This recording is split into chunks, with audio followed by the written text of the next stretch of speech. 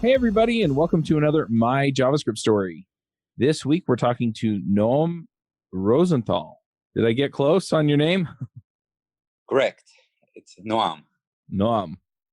This episode is sponsored by Sentry.io. Recently, I came across a great tool for tracking and monitoring problems in my apps. Then I asked them if they wanted to sponsor the show and allow me to share my experience with you. Sentry provides a terrific interface for keeping track of what's going on with my app. It also tracks releases so I can tell if what I deployed makes things better or worse. They give full stack traces and as much information as possible about the situation when the error occurred to help you track down the errors. Plus, one thing I love, you can customize the context provided by Sentry. So, if you're looking for specific information about the request, you can provide it.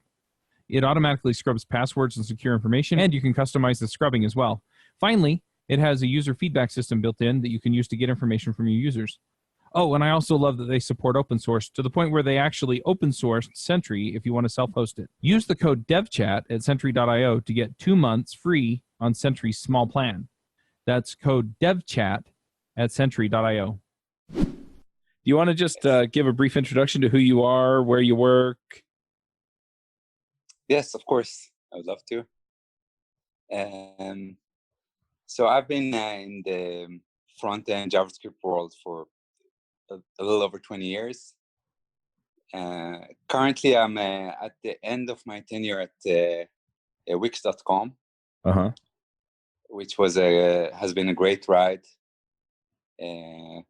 Working on the Wix viewer, which is what goes to all the Wix websites. Dealing mainly with loading performance and mobile and everything between JavaScript and CSS. Lots of heavy-duty React.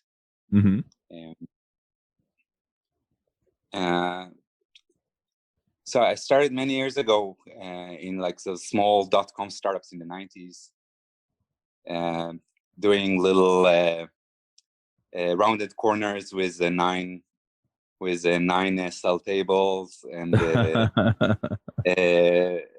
with no Ajax. We were doing like those iframes that were posting to that were reloading and posting to the parent.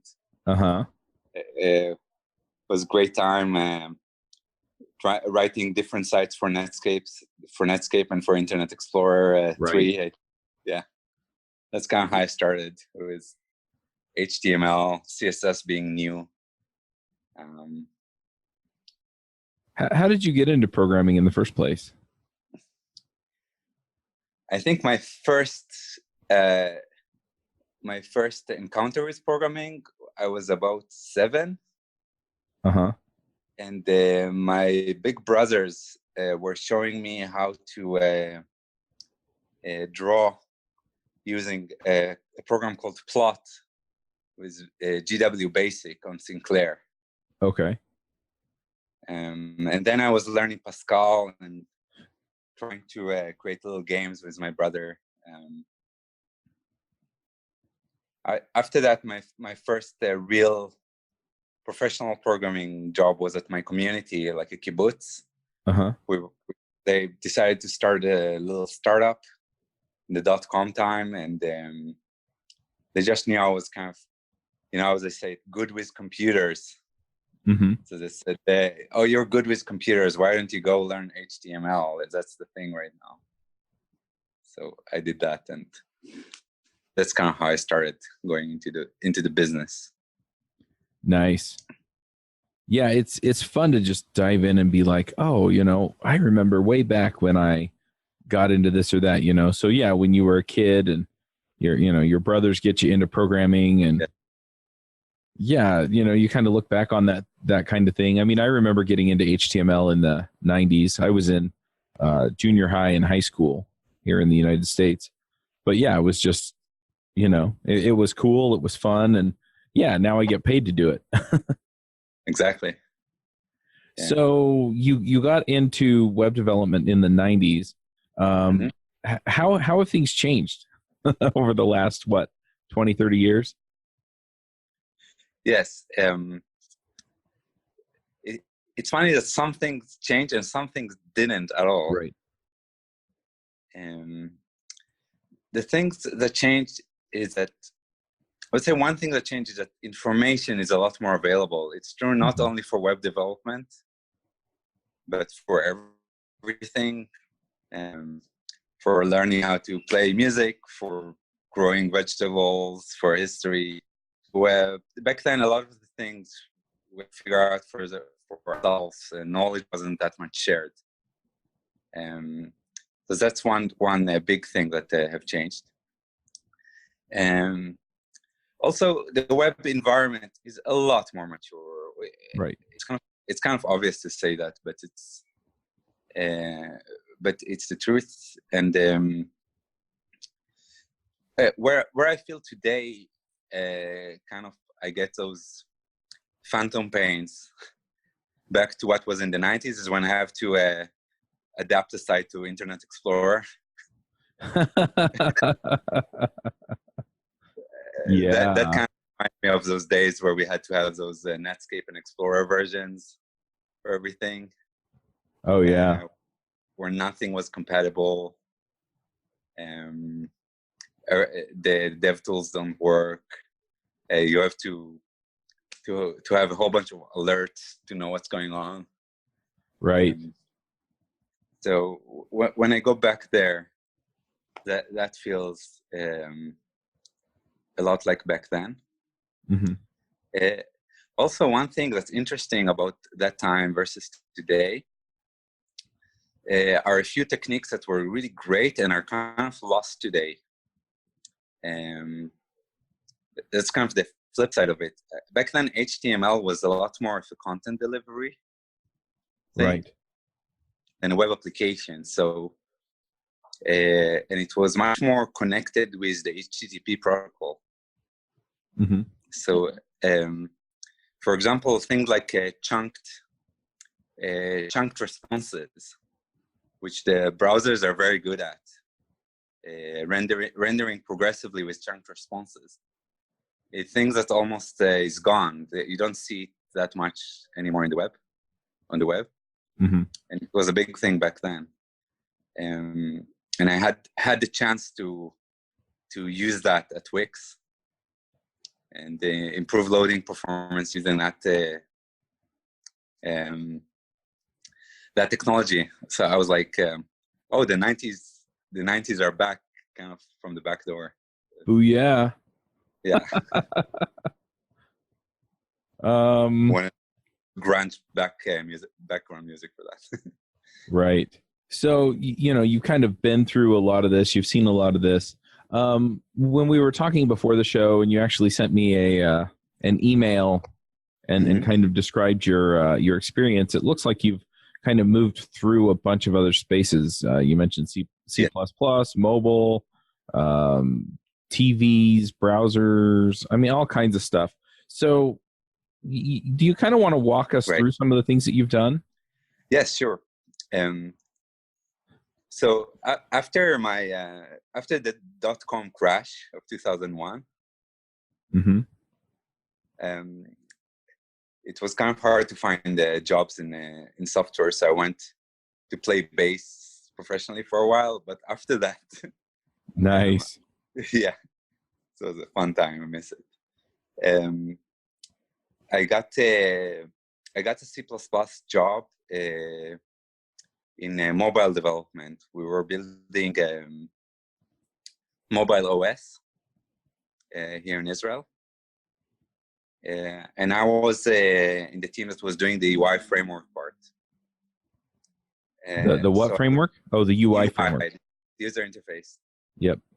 In that world, they called it MMI, but it doesn't really matter. Like man-machine interface. So I learned a lot about low-power devices. This was that was an operating system that was supposed to work on a 16 megabyte RAM. Right. With only very simple rasterization for graphics, bitmap fonts, like the smallest possible way of doing things. It ended up shipping and working in satellite phones, in those very, very low-powered satellite phones. I learned a lot about efficiency and how to work with very little space. From there, I went to a few startups and ended up working for Nokia via a few purchases. Right. Acquisitions. At Nokia, I worked on a C++ UI framework called Qt or Qt. Mm-hmm. It's a very popular C++ framework. I learned a lot about APIs and about working on the different Linux systems. During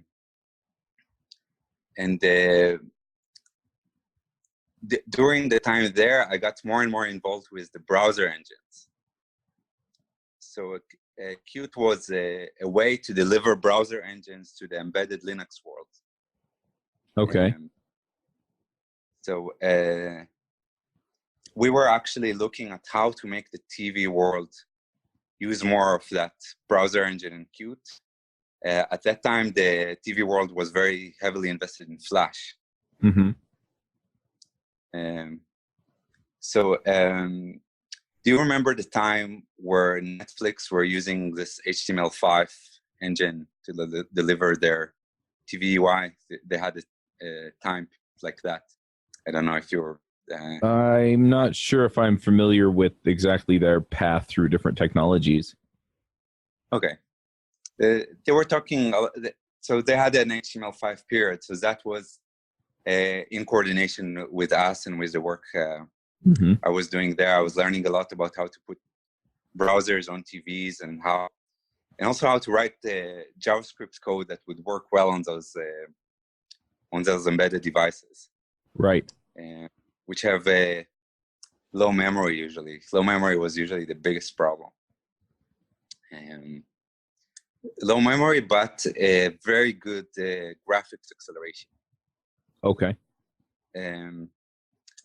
So during the time I worked on WebKit, and I became like a reviewer on the WebKit project. Who is not familiar with that, WebKit is the browser engine of Safari, and back then it was the browser engine of Chrome as well.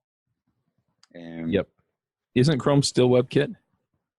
No, Chrome has switched as a fork from WebKit in 2013, and they have their own engine based on the same original code base. Okay. I was doing a lot of graphics work at the time, so I learned about how all those CSS animations and all those little things, how they work internally in the browser. Right. Because I had to implement a solution for them for phones and for embedded devices. Mm-hmm. And I ended up being in a small team that wrote a browser for Nokia as well. It was the Migo browser. There was one Migo phone called the N9 Nokia. Uh-huh. Right before the Microsoft acquisition thing. And I was in this little Tiger team that was building that browser. And I learned so much about the web back then, about how you can break sites with a browser. Right. And how everything works, how to make things fast. Yeah, I worked on other more C++ roles after that. But when I came back to Israel, I wanted to work for a good Israeli company, and I came into Wix, which is like this large-scale, successful web company. So I went straight back into front end, and I was leading the mobile team in the beginning. We have this great solution at Wix for automatically converting desktop sites to mobile optimized sites. So I was improving on that part, and then got deep into the world of server-side rendering with React, and very, very aggressive techniques of making sites load faster. That was a lot of fun. I think altogether with the projects that I was part of and with the teams I was part of, we made sites loads several dozens of percentage better. Cool. So so it's interesting. I mean, you've kind of been through this journey where you worked on mobile interfaces, you've worked on TV interfaces, a lot of that involved web technologies, you worked on browsers, you've worked on mobile browsers. So I'm curious, how does all of this, in the way that we have started using web technologies in more places than just sort of traditional websites, how does that influence the way that you look at web development today? Yeah, something that I've changed my view on this several times, because in like 2011, 12, there was this web versus native. Mm-hmm. It started this whole fight of web versus native, and it's still kind of going on, though in a different way. Back then, I was a huge, how do you say it, ambassador for web, only web. Right.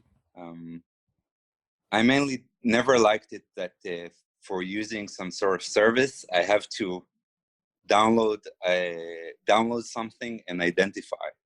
I always liked the democratic approach of the web, that anybody can post something online, right, and everybody else can consume it. And during that time, I was trying to push a lot for using web technologies for apps. And for many years, it's totally failed. Right. Trying to do a forward-looking advancement in UI together with standard-based technologies was not in sync with in terms of time to market and delivery and how the technology progresses. It's just not in sync. So I think I'm less zealous about it, like fanatic today. I'm more looking into how web is more like a content delivery platform, how it can be the best content delivery platform, and how content-based applications can benefit from things like PWA. Right. Rather than trying to coerce web technologies to being a technology for full-blown apps. Yep. I think that influenced my view of the web, and I think my experience with native development taught me a lot about just in general programming, memory management, efficiency,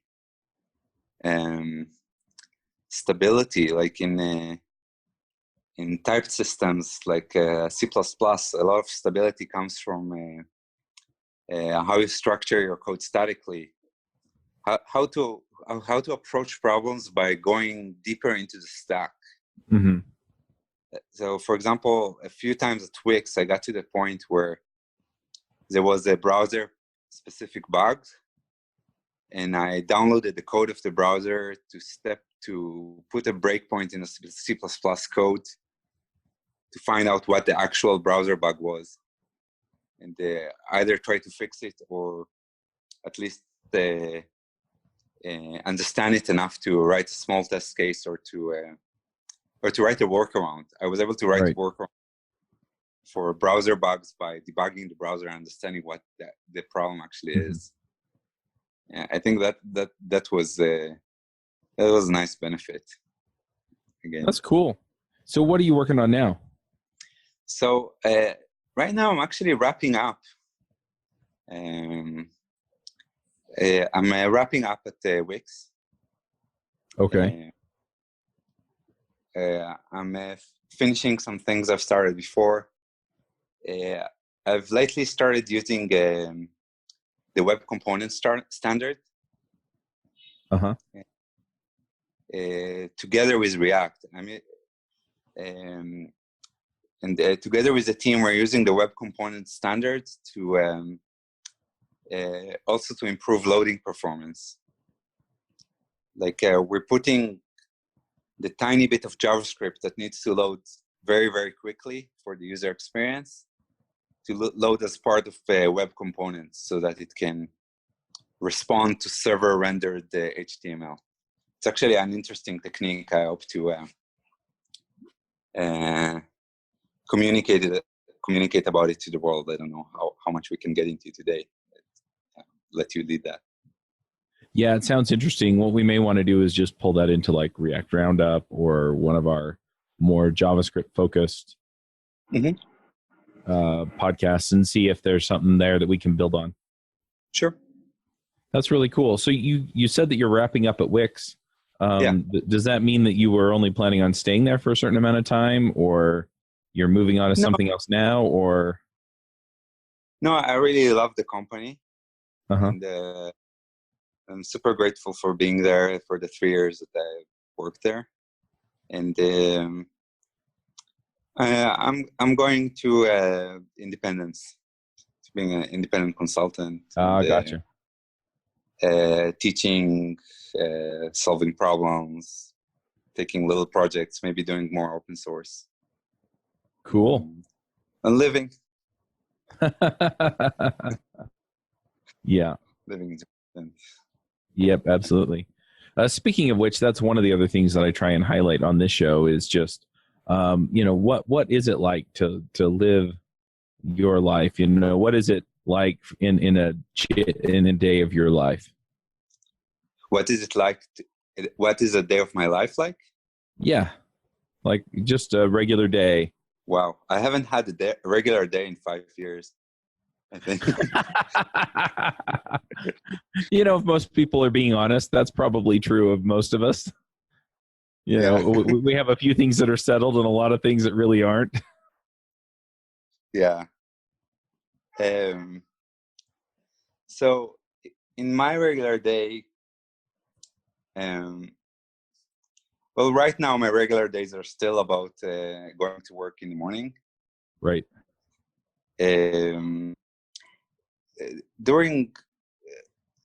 Now, I usually go to work by a very short bus ride or a bike ride on the beach. Uh-huh. Where in Israel do you live? Here. I live right on the beach in Tel Aviv. In Tel Aviv, okay. Yeah, and Wix is also right on the beach, like okay, a mile and a half here. So it's like this beautiful boardwalk ride there and back. Uh-huh. Yeah, I get the coffee in one of the cute cafes around here. Usually at work, I have some of my own tasks, and also I mentor other people.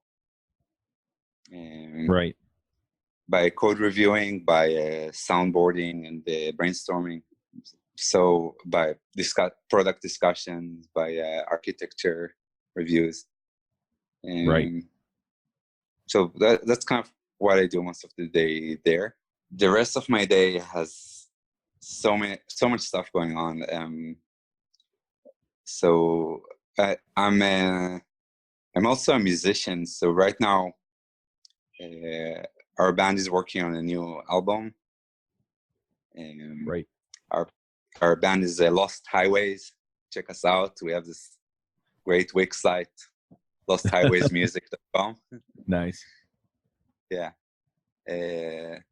Yeah. So I'm also currently producing the new songs for the band, and I'm playing bass there. So right now my days revolve a lot around that because it's coming. I personally go a lot to all kinds of festivals, like Burning Man style festivals. Mm-hmm. And I like building stuff for them, like making music for them or building little Arduino things. Right. And so sometimes I do that or help organize things like that. That sounds like fun. Yeah, it's a lot of fun. Really build crazy stuff sometimes. yeah, last year I was teaching myself electronics so I can build those little amateur projects. Uh-huh. I'm also like going into a lot of those more spiritual journeys Right. myself, like meditation and mind body style workshops. I do those a lot. Right. So that's what I mean by living. I have a lot of stuff going on. Yeah. Cool. Man, it sounds like there's so much stuff to talk about, and I kind of want to get you on JavaScript Jabber or on, like I said, on React Roundup or something, and just kind of dive into some of that stuff there. Okay. So I'm probably going to push that off. Sure. The last segment of the show is picks, and that is just stuff that you want to shout out about. So if you have a favorite TV show or books or tech tools or frameworks or anything like that, if people are looking for that kind of thing, where do they go to get that from you? Or I kind of mixed that up, but do you have some things you want to shout out about first? No, but let me run a thread in my mind. All right, I'll go ahead and jump in with some picks then, and you can think about it while I'm talking. Actually, yeah, I would recommend people that are into the JavaScript world to learn another language. Okay. I would say in today's world, maybe TensorFlow. Ooh, yeah. I would say open your mind to other things that are totally in a different place. TensorFlow or Rustlang. Yeah. One other thing I would give a shout out to is ShaderToy. Uh-huh. ShaderToy is a place where you can build those little WebGL shaders. Oh, nice. Yeah. I used it a lot to learn what the heck I'm doing with shaders when I started with the graphics world. Right. So those are a few picks for JavaScript oriented people. Could be that Rustlang would be a good. Yep. Would be a good pick, and I would say learning an instrument. Yep. I learned so much from that in programming. I'm also amazed at how many programmers I know who are musicians of one kind or another. Yeah. Right. They play some instrument. Some of them also, sing or compose or, Yes. Anyway, it's just interesting. Yeah. So shout out for ultimateguitartab.com. Nice. Okay. Yeah. I really recommend not staying in the comfort zone of what you have to do for your work. Right. Also, doing volunteer projects. I highly recommend that. Yep. I do a lot of little ones. Like if there's an event I'm going to, I would volunteer for writing a little app for it. Yeah. So those are little picks. I'm not sure if that's exactly what you asked. Yeah, more or less. I mean, all of those things are definitely things that I think people should look at and consider. And so, yeah, I like those as picks. I'm going to throw out a few things of my own. So two of them are books that I've been reading or listening to actually on Audible. One of them is called Sibylla Run, and it is the fourth book, I think, of the Expanse series. So if you watch the sci-fi series The Expanse, of course now it's Amazon Prime has picked it up, so you can watch it all on Amazon Prime. They were gonna, I think Sci-Fi was gonna cancel it or something, and anyway, Amazon picked it up, and it's been really great. But Sibylla Byrne, that's what it is. Sibylla Byrne. It's so they've done the first three books in the TV series, and they've changed it up a little bit. But yeah, so this is the fourth book, and yeah, they haven't actually made that into TV episodes yet. So I'm looking forward to that. The other one that I recently listened to is called the Seven Principles for Making Marriage Work. And if if you're married, what's funny is my wife and I, we have this great marriage. I mean, we're happy together. We love spending time together. But this book kind of forced us to think about how our marriage works, and it also forced us to answer some questions. Because it has exercises that you can go through with your spouse or partner, and so you just ask them these questions and talk about this stuff. And it's been interesting for us. We're not struggling with our marriage, but we're still gone through some of the exercises just to see what answers we get out of each other. And so that's been really fun. Is just, I didn't realize that, that happened to you, or that affected you that way, or that you really enjoyed this, or that you've always wanted that, or, and just things that I either never knew or have changed over the last 14 and a half years that we've been married.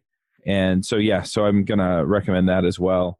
And one last thing I'm going to pick is OBS, and it's an online broadcast system, and you can use it to stream out to, I've been using it to stream to Twitch, but you can use it to stream to Facebook Live or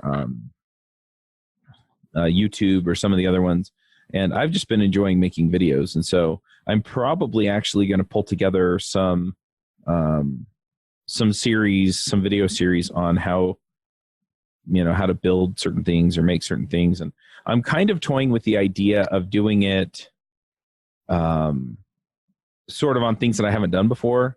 A lot of people do Twitch and, they prep and then they go and do it. And I think I might just record myself learning how to do stuff. So I might do an Amazon Alexa skill, or I might do, some IoT stuff that I haven't done before, or home automation stuff, or, maybe I'll go learn React or Vue. I'm fairly familiar with Angular, but just things like that so that I can get a feel for how that stuff works, and then just go through the process. So it's not, hey, here's how you do this. It's, here's the process we're going through to learn how to do this, and just do some things like that on Twitch. So, you'll get to see me make stupid mistakes in Vue, and that's fine, but yeah.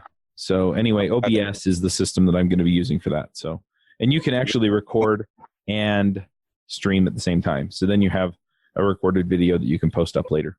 So anyway. Okay. Yeah. Well, those are good picks. Yep. Now, Noam, if people want to find you on the internet somewhere, where do they go?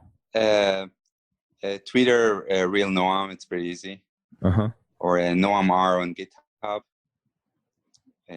I'm also Real Noam on Medium. So it's I actually had a few CSS tips there that became a bit popular. I do have one more pick for you. Go ahead. So it's a program called Rack. It's this open source modular synthesizer.